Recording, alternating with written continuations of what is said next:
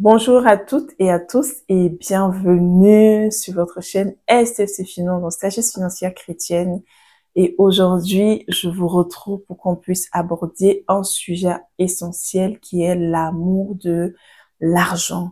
Dans cette vidéo, je vais te partager 3 signaux d'alerte que ton cœur est attaché à l'argent ou ton cœur est en train de s'attacher à l'argent. 2 dangers en fait de cela et surtout 3 clés pour sortir de là. Nous allons voir en fait pourquoi est-ce que tant de chrétiens en fait tombent en fait dans ce piège de l'amour de l'argent.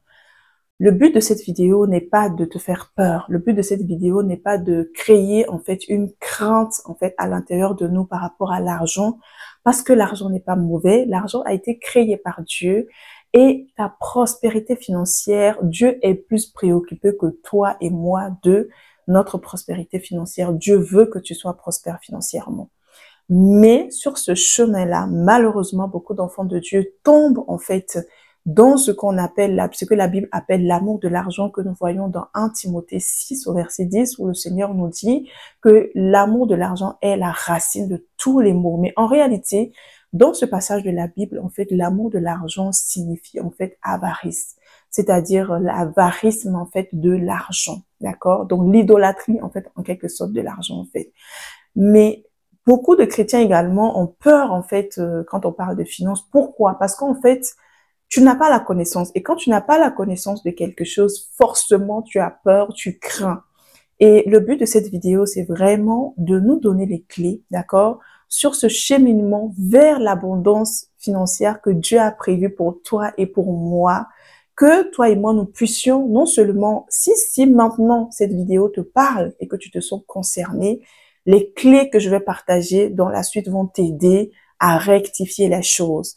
Et pour toi et moi, même qui ne sommes pas forcément concernés maintenant, ce sont des clés qui vont t'aider également dans ta marche parce que, en tant que chrétien et dans notre marche avec le Seigneur, nous devons nous examiner régulièrement devant le Seigneur pour voir est-ce que notre cœur est toujours pur devant le Seigneur. Est-ce que les motivations de ma quête d'abondance avec le Seigneur sont toujours pures en fait. Et donc, ce qui va être partagé dans cette vidéo sera de toutes les façons utiles pour aujourd'hui, mais également pour durant toute notre vie. Amen. Donc voilà. Donc sans plus tarder, nous allons commencer. Alors, les 3 signaux d'alerte que ton cœur est attaché à l'argent. Le premier signal, d'accord, que ton cœur est attaché à l'argent, c'est l'obsession d'accumuler. Oui, l'obsession d'accumuler. Vous savez, si ton désir, c'est-à-dire que du matin jusqu'au soir, tu n'as qu'une pensée, l'argent, l'argent, l'argent. Tu accumules. Tu ne fais pas circuler l'argent. Tu n'investis pas. Mais toi, ce qui te fait plaisir, c'est de te lever le matin, par exemple, et de devoir aller regarder chaque fois sur ton compte bancaire, de voir les milliers ou les millions qui sont sur ton compte. En fait, parce qu'il y a des personnes qui sont comme ça. C'est-à-dire que euh, ça leur fait plaisir, en fait, de voir autant d'argent, en fait, sur leur compte bancaire. D'accord? Et ils sont obsédés, en fait, par l'argent. Plus, plus, plus et encore plus, en fait. Sans vision, tu cherches, en fait, à avoir plus, pas pour bénir les autres, pas pour financer l'œuvre de Dieu, mais, en fait, tu cherches à accumuler de l'argent pour toi. En fait, que pour tes besoins, pour toi et pour toi et pour toi. Et cette obsession d'accumuler là est un signe vraiment que ton cœur est attaché à l'argent ou ton cœur est en train de s'attacher à l'argent. D'accord?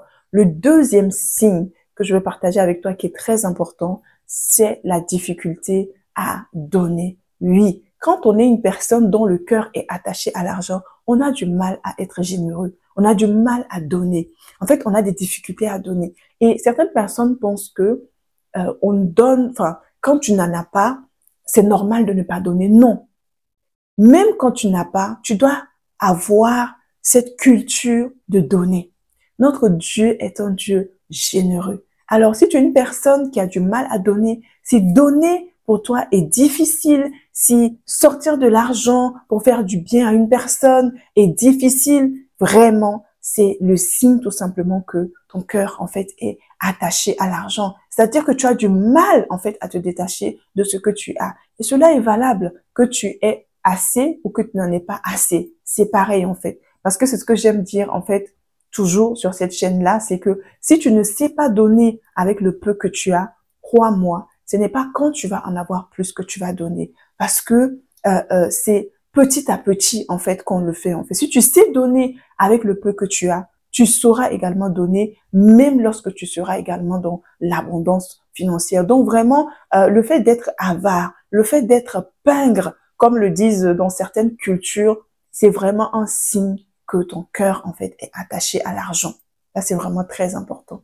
D'accord? Le troisième signal d'alerte, en fait, sur lequel tu dois faire très attention, c'est que tu donnes la priorité à l'argent sur Dieu. Et en fait, cette priorité, elle se manifeste comment? C'est-à-dire que dans tes décisions financières, en fait, tu ne consultes même pas Dieu. Déjà, tu consultes même pas Dieu par rapport à tes décisions financières. Tu prends les décisions financières selon toi, d'accord? L'argent est ta priorité, c'est-à-dire que tu n'as même plus le temps de prier. Voilà, tu es tellement préoccupé par chercher l'argent que ta vie de prière passe en seconde position. Tu es tellement préoccupé par chercher l'argent que ta vie de méditation passe en seconde position. Tu es tellement occupé en fait à chercher l'argent que tu n'as plus le temps pour aller à l'église. Tu n'as plus le temps pour servir Dieu comme auparavant. Il y a certains chrétiens qui, dans leur période de souffrance, de misère, en fait, vont crier à Dieu pour dire, Seigneur, vraiment, fais-moi riche, rends-moi riche. Quand je serai riche, je veux faire ça, je veux faire ci, je veux continuer à te servir. Et quand le Seigneur commence à les enrichir, ou quand le Seigneur commence à leur donner de l'argent, en fait, ils n'ont plus le temps pour servir Dieu. Ils n'ont plus le temps pour servir Dieu ou, par exemple, avant, peut-être la personne servait, par exemple, au département de l'entretien ou à l'accueil. Bon, maintenant que Dieu t'a élevé, tu es devenu directeur général ou maintenant tu es devenu un entrepreneur à succès, à l'église, tu veux maintenant qu'on te donne des postes à responsabilité. Tu ne veux plus faire ce service que tu faisais à l'église pour le Seigneur dans l'entretien ou à l'accueil, en fait. Ça veut dire qu'en fait, euh, ta priorité, Dieu n'est plus, en fait, tu as relégué Dieu, en fait, au second rang et c'est l'argent qui conduit ta vie. C'est l'argent qui définit ta vie. C'est l'argent qui décide maintenant, en fait, de ce que tu fais, en fait. Et non Dieu, en fait. Parce que quand Dieu est ta priorité, en fait, chaque décision financière, en fait, tu la soumets, en fait, à Dieu, en fait. Et tu trouves le temps, malgré que tu as des entreprises prospères, malgré que tu as un très bon emploi, tu vas toujours le trouver le temps pour servir Dieu, pour continuer à servir Dieu comme auparavant. Amen. Donc voilà, ça c'est 3 signes, c'est vraiment les 3 signes essentiels que je voulais te partager qui peuvent attirer déjà ton attention. Donc, prends ces 3-là et examine-toi maintenant même et de te dire, est-ce que je suis concernée? D'accord? Et si tu es concerné, reste jusqu'à la fin parce que je vais donner des clés qui vont t'aider justement à sortir de là. Ce n'est pas une fatalité. Alors maintenant, on va voir maintenant quels sont les dangers en fait de cela. Les dangers de laisser son cœur en fait s'attacher à l'argent. Le premier danger, d'accord? Le premier danger, c'est l'idolâtrie. L'idolâtrie. Le Seigneur nous dit dans sa parole que nous ne pouvons pas servir 2 maîtres à la fois. Nous ne pouvons pas servir Mammon, qui est le Dieu de l'argent, et Dieu.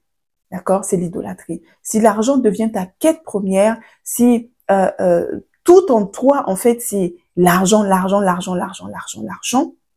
en fait, l'argent devient en fait ton idole. Et si l'argent devient ton idole, l'argent devient ton Dieu. Et si l'argent devient ton Dieu, tu deviens en fait esclave en fait de l'argent. Et donc, du coup, tu tombes dans l'idolâtrie qui est une abomination devant le Seigneur. Le deuxième danger que je voulais te partager, c'est la compromission spirituelle. Oui, lorsque ton cœur est attaché à l'argent, le deuxième danger qui te guette, c'est la compromission. Parce que à force de vouloir en fait avoir encore plus, et que tes pensées ne sont guidées que par la quête en fait de l'abondance, ce qui va se passer, c'est que tu vas te compromettre. Que tu le veuilles ou pas, tu vas te compromettre. Tu vas te compromettre dans les affaires. Tu vas commencer à rentrer dans la corruption. Tu vas commencer à perdre en fait tes valeurs chrétiennes, tes valeurs spirituelles. C'est-à-dire, tu commences à mentir, tu commences à être corrompu, tu commences à ne pas être loyal, à ne pas être intègre. Tu commences à frauder, tu vois. Donc, et ça, c'est vraiment le deuxième danger, vraiment qui te guette, qui guette en fait lorsque ton cœur est attaché à l'argent. Donc, très attention. Et en ce moment, quand tu arrives à ce niveau-là, ça veut dire que vraiment, tu n'es même plus sensible, en fait, au Saint-Esprit, en fait. Et ça, c'est pas bon. C'est vraiment pas la volonté de Dieu.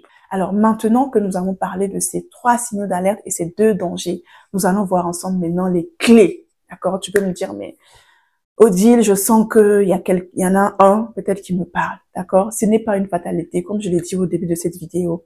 Le but de cette vidéo n'est pas de culpabiliser. Le but de cette vidéo n'est pas de dire de ne pas aspirer à vivre l'abondance financière que Christ est mort à la croix pour nous donner. Amen. Mais plutôt d'être enseigné, d'être éclairé et de pouvoir, ok, quand à un moment donné, je sens que il y a quelque chose qui ne va pas, je vais vers le Seigneur, je demande au Seigneur, examine-moi en fonction de ces clés-là et purifie en fait mon cœur. Amen. Alors, comment faire pour garder son cœur en fait de l'amour de l'argent? Garder son cœur de l'amour de l'argent est très important, mon frère, ma soeur, pour toi et pour moi. C'est un exercice personnellement que je prends le temps de faire régulièrement devant le Seigneur. D'accord? Je vous parle de finances ici, voilà. Et oui, mon objectif, c'est de manifester mon héritage financier parce que j'ai compris pourquoi est-ce que le Seigneur veut absolument que je sois prospère financièrement. Et c'est aussi ton partage, en fait, sur cette chaîne, sur cette chaîne. Alors, la première clé, d'accord, que tu dois activer, d'accord, c'est la générosité. Amen. La générosité, c'est vraiment l'une des clés, vraiment pour détacher ton cœur de l'amour de l'argent. Vous savez, j'aime bien le dire, en fait, que l'argent a besoin de circuler. L'argent est un instrument qu'il ne faut pas garder. Plus tu donnes, plus tu reçois, n'est-ce pas? C'est ce que la parole de Dieu nous dit, en fait. Plus tu donnes, plus tu reçois. La Bible dit qu'il y a plus de bonheur à donner qu'à recevoir. La première personne envers qui tu dois manifester ce détachement de l'argent, c'est envers Dieu lui-même en donnant tes dîmes et tes offrandes. Le fait de faire ce geste régulièrement en donnant ta dîme, en donnant tes offrandes au Seigneur, c'est une manière de dire à Dieu, Seigneur, l'argent ne sera jamais mon Dieu. C'est toi mon Dieu et je sais que ce que j'ai me vient de toi. Amen. Donc, la générosité envers le Seigneur en premier et ensuite envers les autres, envers ton prochain, en fonction de ta générosité, en fonction de ton niveau, en fait, de bénédiction. Voilà, tu vas pouvoir bénir également les autres personnes, payer des écoles pour des personnes qui sont dans le besoin, financer des associations, des orphelinats, contribuer vraiment à des campagnes d'évangélisation, en tout cas selon ta richesse, mais vraiment, aie cette culture de générosité, même avec le peu que tu as. La deuxième clé que je vais te partager maintenant, c'est avoir une vision du royaume par rapport aux finances. Oui, c'est très, très important. En fait, les chrétiens qui tombent dans le piège de l'amour de l'argent, ce sont des chrétiens qui n'ont pas compris pourquoi est-ce que Dieu voulait qu'ils soient prospères. Parce que dans le royaume de Dieu, Dieu a une vision pour l'argent. Parfois, Dieu va peut-être que tu es une personne qui a un battement de cœur pour les orphelins et que Dieu t'appelle par exemple à construire des orphelinats, à accomplir une certaine destinée, des bonnes œuvres qu'il a préparées pour toi. Et tu as besoin de finances. Et Dieu va t'inspirer une idée, une entreprise qui va être une source justement d'approvisionnement pour faire affluer les richesses du ciel, pour t'aider à accomplir en fait cette vision-là. Donc, si tu n'as pas la vision du royaume par rapport aux finances, en fait, tu vas utiliser cet argent pour faire autre chose, alors que Dieu veut que tu utilises cette finance-là pour construire ces hôpitaux, pour ces orphelinats, d'accord, ces écoles, pour bénir ta génération. Amen. Donc, c'est important d'avoir cette vision. L'argent que Dieu nous donne, quand Dieu veut que nous puissions vivre dans la prospérité, dans l'abondance, ce n'est pas pour nous-mêmes. Certes, tu vas en bénéficier. Certes, tu vas pouvoir être à l'aise toi-même et mettre ta famille et tes proches à l'aise, mais c'est surtout pour les autres, c'est surtout pour accomplir ta destinée, c'est surtout pour manifester les bonnes œuvres que Dieu veut que tu puisses, que Dieu veut manifester au travers de toi, pour être une bénédiction pour ta communauté, pour les nations. Amen. C'est à ça que sert l'argent, pour financer l'avancement de l'œuvre de Dieu, la construction des églises, les campagnes d'évangélisation, afin que des multitudes d'âmes soient sauvées. L'Église, en tant que corps de Christ, doit être le premier acteur social. Et vous savez, il y a des personnes qui viennent à l'Église, qui donnent leur vie au Seigneur. Et pour ne pas qu'ils repartent dans le monde, il faut qu'il y ait des hommes et des femmes qui vivent dans l'abondance dans cette même église-là et qui peuvent mettre en place une chaîne, en fait, d'aide sociale en nourriture, en habits, en médicaments pour aider, en fait, ces personnes-là. Par exemple, une personne qui était prostituée, par exemple, pour ne plus que cette personne reparte dans la rue, il faut qu'il y ait tout un système dans l'église pour garder cette personne. Ça veut dire que la personne ne manque de rien. Jésus faisait cela. Il enseignait les gens et il nourrissait également les personnes. Amen. Donc voilà. Donc ça, c'est la deuxième clé que tu peux vraiment activer, c'est-à-dire de chercher la connaissance, de chercher à avoir une vision. Si tu es connecté à cette chaîne-là, vraiment, si tu t'es pas encore abonné, je t'encourage vivement à le faire parce que c'est aussi l'un des buts vraiment de cette chaîne-là. C'est vraiment de nous éclairer, de nous aider à connaître la vision de Dieu par rapport aux finances, d'accord? Et tu peux aller plus loin en demandant au Seigneur de te parler, au Seigneur de t'aider à comprendre vraiment la vision qu'il a par rapport aux finances, d'accord? Donc voilà. Et la troisième, d'accord, la troisième et la dernière clé que je voulais te partager, c'est vraiment l'action de grâce, la gratitude, vraiment. La gratitude régulière et constante. La gratitude, le contentement. C'est très important. Voilà. Donc, une des manières de garder son cœur, c'est vraiment le contentement. Être dans l'action de grâce. Et l'action de grâce, c'est une manière vraiment d'attirer encore plus, en fait, à l'intérieur de nous. D'attirer plus dans nos vies, en fait. Dieu aime les gens qui rendent grâce. Dieu aime les personnes qui ne murmurent pas, qui ne se plaignent pas de leur situation, mais qui rendent grâce à Dieu en tout temps. Et l'action de grâce multiplie. Nous pouvons le voir plusieurs fois en Jésus dans la Bible. Quand Jésus prenait les pains, les petits pains, les petits poissons qu'il avait, il avait l'habitude de rendre grâce. Et nous avons vu le miraculeux que Dieu le Père faisait au travers de ce. Le Seigneur multipliait le peu qu'il avait. Alors, je peux t'assurer également que peu importe ta situation financière en ce moment, même si voilà, ta situation financière en ce moment n'est pas trop ce que tu aimerais, rends grâce à Dieu. Bénis le Seigneur pour ce que tu as et assurément, alors que tu rends grâce, alors que tu as cette attitude-là, je crois absolument que le Seigneur va te bénir encore plus et te révéler vraiment la voie qu'il veut, vers lequel en fait il veut passer en fait pour t'enrichir et t'élever pour que tu sois également une source de bénédiction pour cette génération. Donc voilà, voilà mes frères et sœurs, nous sommes arrivés au terme de cette vidéo et c'est ce que je voulais te partager. Alors, n'hésite pas vraiment à me dire en commentaire qu'est-ce qui t'a le plus marqué. Vraiment, qu'est-ce qui t'a le plus marqué? Et si jamais tu veux ajouter également des choses vraiment pour aider la communauté, n'hésite pas à le mettre tout simplement en commentaire. Et je crois que avec cela, tu sais désormais comment faire, quoi faire. Voilà, d'accord? Si tu sentais que ton cœur commençait à s'attacher à l'argent, tu sais quoi faire pour te repentir et tu sais désormais quels sont les signaux d'alerte pour pouvoir et quelles sont les clés, d'accord? Prends-les dans cette marche-là vers voilà, les millions et les milliards pour le Seigneur. Ça va te permettre de pouvoir t'examiner régulièrement devant la face du Seigneur. Et ça peut arriver que notre cœur commence un peu à s'attacher à l'argent, d'accord? C'est pas une fatalité. Quand on a la connaissance, on va devant le Seigneur et on dit, Seigneur, je sens que mon cœur est en train de s'attacher un petit peu à l'argent.